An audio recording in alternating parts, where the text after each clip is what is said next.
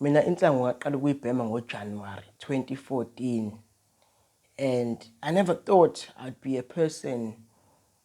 one of those people who smoked weed mfethu, because anganginyaya nje insangu and nje angithi sidakamizwa impela serious. And nokuthi ngangikhule ekhayeni elikholwayo vele, ekhaya kamfundisi, so umfana kamfundisi nokubhema insangu, so kwakuyinto eseceleni nje kumina. Kodwa January 2014 ngayibhema mfethu for the first time, and kwathatha isikhathi ukuthi ingibambe. I think ngayibhema a couple of times before ingibambe ngampela. Khona ngangiloko ngiyibhema ngitshetha yenzani lutho lento, yabo, until one day ingibamba. Why did I smoke in the first place? It's because I was chubby. Mhlawumbe uyangibona namanje ngisanakho ukukhuluphala, kodwa sengingcono manje. Kodwa back then I was chubby, and abantu babelokhu bengitshela ukuthi hayi umkhulu kanjani njani, and ngangitshela ukuthi mina workouts didn't work for me. So ngitshethi yona ndlela, ngitshethi izongehlisa insangu, and ayingehlisanga, yabo. And vele by the time I was smoking ngase ngiqala ukwehla emzimbeni, because I hadn't hit my adolescent stage, yabo. But I think smoking weed hindered that. So I smoked because of the peer pressure. Kunamangani abawu-2 nje nganginabo base beyibhema vele bona, yabo. And base ke bayibhema kaningi behleli nami ngibabuke nje, until one time, yabo, ngayibhema nami, hayi yangibamba ngempela, hayi, yabo. Those first couple of months were life-changing, because the first time I smoked, it was one of the best feelings ever. Namanje ngisasho ukuthi the first time I smoked was unforgettable, in fact. I can't lie and say it was a bad experience. It was one of the best experiences of my life, the first time I got high off of weed. So the first few months ngaqala ngayibhema nasesikoleni, ngaqala sacasha esikoleni, ngagcina sengasenendaba ukuthi ngibone uba.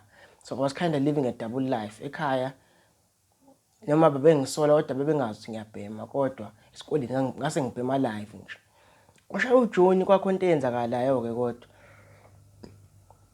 khona omunye umfana, yabo, isihlobo sami, umfana wasekhaya, mangizoyisho nge-straight, umfana wasekhaya wabhema nathi, wemdala futhi kunathi, bhema nathi, and he had a trip, bra. He had an episode, a mental episode. He just ebusuku, yabo, story nje ngifuna ngisasixoxa la ku-TikTok wami. Story nje wasijaha ebusuku kanjani wavitene nje walahlekelwa ingqondo ngaleliya langa, yabo. And ngayiyeka-ke lapho. That was the first time I actually quit weed for inyanga yonke. Ngisho ukuthi izongisanganisa lento le, ngoba nami ngase ngiyidoubt vele already isanity yami. So ngasho ukuthi hayi ngizoyibeka eceleni indaba yensangu, yabo. Kodwa waphela inyanga ngabuyela futhi ngabhema ngaze nga-introduce abangani bami, abanye abangani bami engasiyo lethu ababe ngayibhemi bona, nabo kwabona babeyizonda kabi, yabo, badinwa kabi bezwe ukuthi ngiyabhema, kodwa ngangasenandaba because I was, yabo, ngase ngingenile ngithe shi.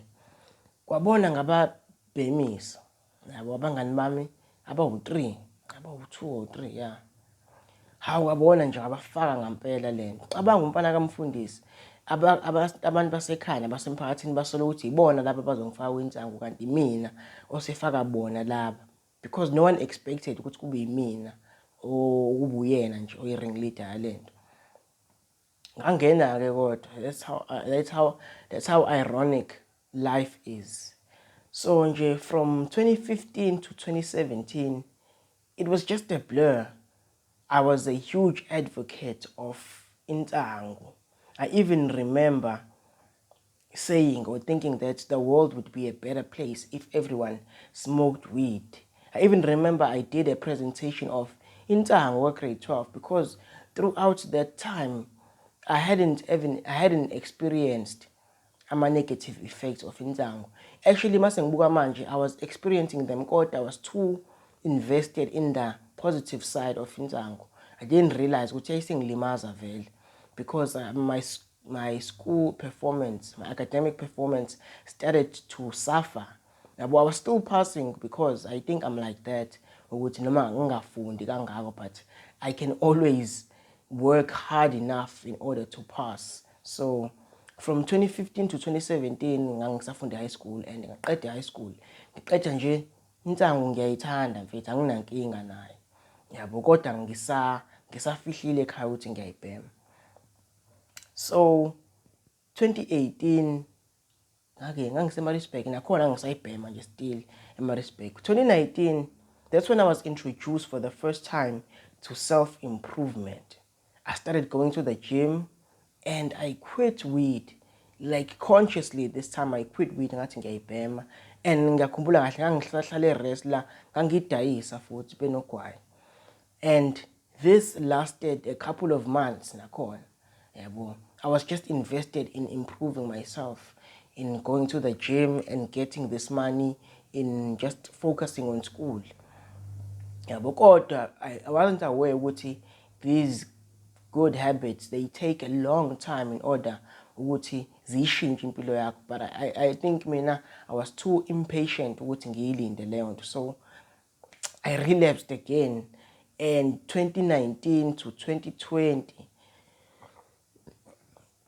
ngangibhema nje strong lapho. Ebese kwathi ngo-2020 ngoJune kanje ngayiyeka futhi because I was doing this thing called 75 Hard, this fitness challenge. I did another video on that one, so you can check it out or something.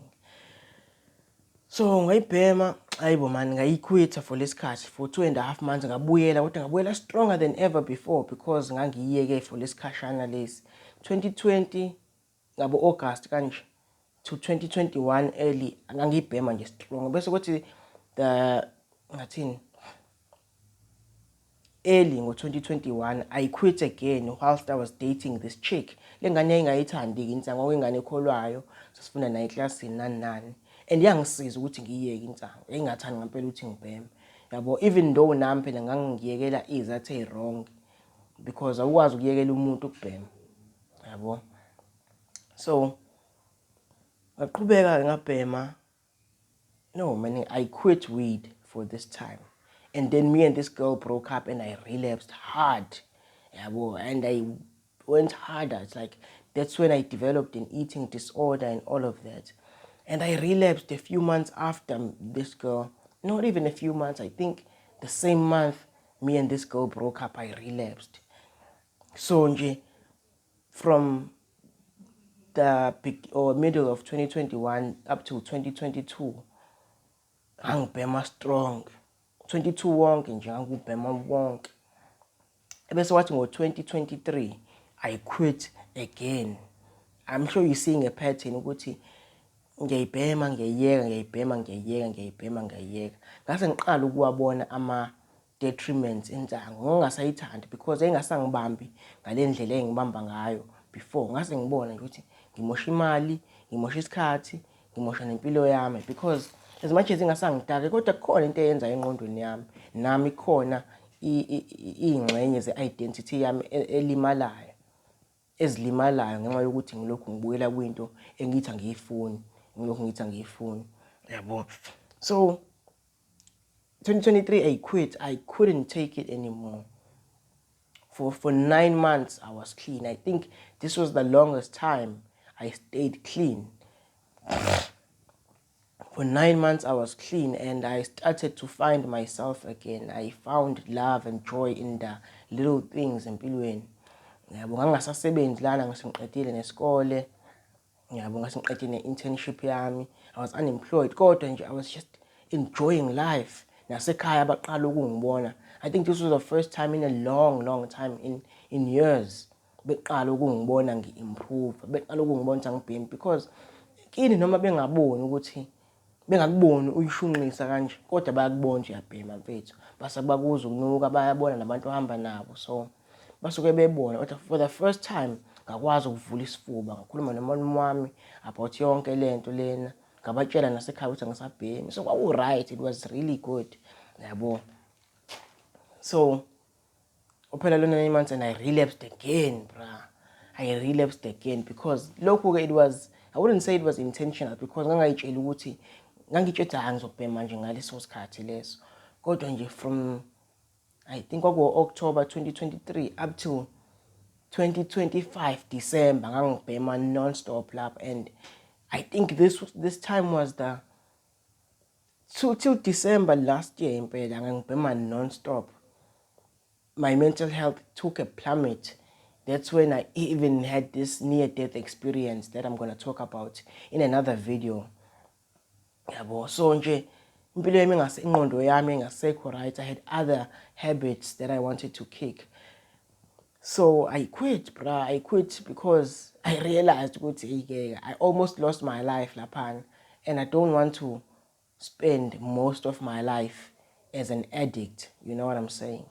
So from December 2025 up till now, I've been 100% sober. I've drank a couple of times. This video is not about that. It's about I've been completely sober. And looking back at all of this, I realized 10 years, 11 years for myself.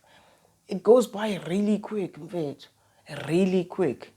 And this shit changed the way I think. It changed a lot about me, about the way I see things, the way I see myself, the way I see addiction and mental slavery and self-actualization. It chipped away at my patience. It chipped away at my enjoyment for life and other things. I don't even want to think about the opportunities I screwed up because I was either high or the person ku-internship yami, umuntu owayi-team leader yami or i-manager yami, he wanted me to stop smoking ukuze ngibize futhi. But hopefully now he's going to call me back. Kodwa nje, that's one of the greatest opportunities I've missed out on because of my weed smoking habit. The time, the health, and the money I lost. Kube kuthiwa ngikaze ngabhema nje kwazi ba ukuthi le mali ngabe ngayenzani. I know bahlezi bethi abantu hayi mawukuthi wena ukuthi le mali ubungathenga imoto, iphi imoto yakho. That's stupid, mfethu. That's stupid. Kodwa le mali ukunoma uyibheme mfethu uyishunqise. Kuningi ngabe ngikwenzile. Mhlawumbe ngabe ngine-14 lami manje. But ke now it's all about becoming the man I want to be. I don't want to be a drug addicted father. That is one of the biggest motivations that has pushed me because I always imagine myself saying umuntu omdala. Ngiyafuna yini ukuba umuntu omdala oyisigqila sensango ohleze noyinsango nabona nani. Ngabona ukuthi ayingeke. Angifuni ukuba yilowo baba lo because insango mongayibhemile as much as mhlambe ikwehlisa umoya kodwa mongayibhemile uba nolaka, uba nenhliziyo encane nani. So angifuni ukuba yilowo muntu. So that's one of the biggest reasons ukuthi I'm trying to build my future self, and it starts now. And njengoba ngisho ukuthi it's really ngasho kuleya video yami ukuthi I'm a completely different person now. I'm 5 to 6 months clean now. Ngaya ngoDecember uMay manje. I'm 5 to 6 months clean kwintango manje. Kodwa nje usungaphiki ukuthi mina wayebhema each and every day. And to be honest, I wish I could just smoke occasionally. Kodwa I know ukuthi it's gonna take kunzima kumina ukuthi ngikwenze lokho because ngifike ngibheme manje, ngitshe ukuthi ngizoyibhema manje kuphela kodwa ngakusasa ngizovuka ngiyifuna. Bese ke the addiction, the extreme addiction starts again. So yeah, mfethu, I know I just skimmed through this addiction kodwa it's like I can just ngikhumbula all the times where ngifuna ukuyeka kodwa ngingayekeki. Those were the darkest times because it's like uzenza wena lento akekho umuntu okusuke kukhombe ngesibhamu ukuthi wenze yonke lento le. And I'm proud to say ukuthi one of my friends that mina ngam-introduce has quit weed for more than a year now, so he's been a bigger motivation to me. So nje, yeah, thank you for watching.